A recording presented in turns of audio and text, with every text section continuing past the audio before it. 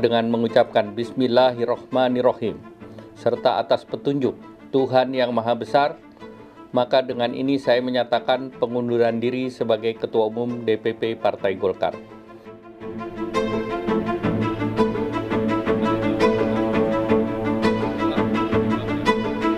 Tiba-tiba, Erlangga Hartarto menyatakan mundur sebagai Ketua Umum Partai Golkar yang ia sebut terhitung sejak Sabtu malam 10 Agustus 2024. Erlangga bilang alasannya mundur untuk menjaga keutuhan Partai Golkar dan memastikan stabilitas di masa transisi pemerintahan.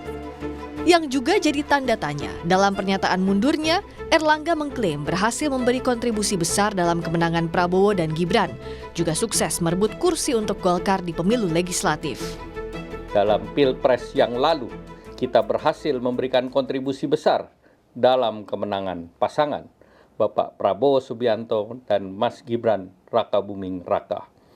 Mereka akan melanjutkan kepemimpinan negara sebagai presiden dan wakil presiden periode 2024-2029. Di dalam pemilu legislatif 2024, kita telah bersama-sama menaikkan pencapaian partai kita dengan merebut 102 kursi DPR RI serta ratusan bahkan ribuan kursi parlemen di berbagai tingkat pemerintahan dari Sabang sampai Merauke.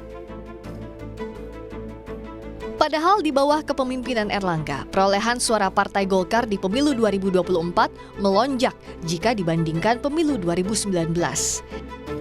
Di pemilu 2024, Golkar meraih 23.208.654 suara atau 15,28%, menempatkan partai beringin itu di peringkat kedua.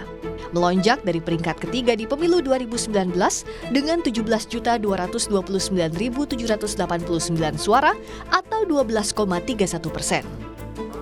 Tapi tak hanya prestasi di Pileg dalam menjabat ketum Golkar. Dalam perjalanannya sebagai Menko Perekonomian, Erlangga pernah diperiksa Kejaksaan Agung sebagai saksi kasus korupsi pemberian fasilitas ekspor minyak sawit mentah pada saat terjadi kelangkaan minyak goreng sepanjang bulan Januari 2021 sampai dengan Maret 2022. Namun, pengamat politik Yunarto Wijaya menyebut, harus dicermati jika kasus itu dieskalasi dalam waktu dekat. Apakah murni penegakan hukum atau ada politisasi hukum? Toto menegaskan, jangan sampai isu politisasi hukum untuk memasukkan sosok tertentu atas restu penguasa terjadi. Karena bisa jadi presiden buruk sistem kepartaian modern. Apabila betul dalam beberapa hari mendatang ternyata ada sebuah kasus hukum, pertanyaannya kan jadi dua cabang nih. Iya. Apakah memang karena proses penegakan hukum yang wajar? Kalau itu yang terjadi, memang langkah tepatnya Mas Erlangga mundurkan diri.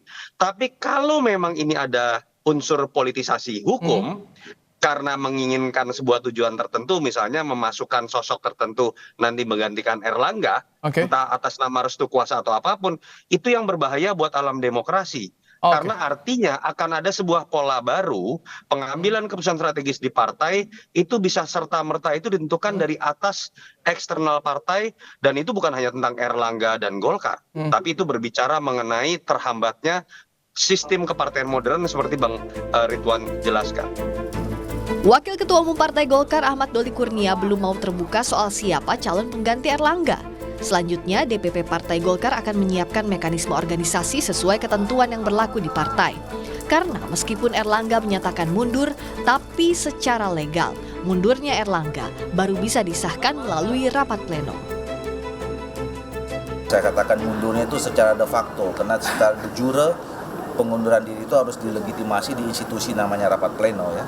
Nah, jadi sampai ada secara de jure siapa yang nanti akan menggantikan Pak Erlangga sebagai pelaksana tugas Ketua Umum, mudah-mudahan ini bisa berjalan baik.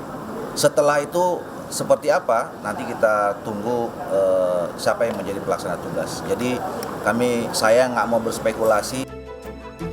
Soal nama pengganti Erlangga, Golkar yang akan membuktikan ke publik apakah nama yang dipilih murni suara internal atau harus berbekal restu penguasa.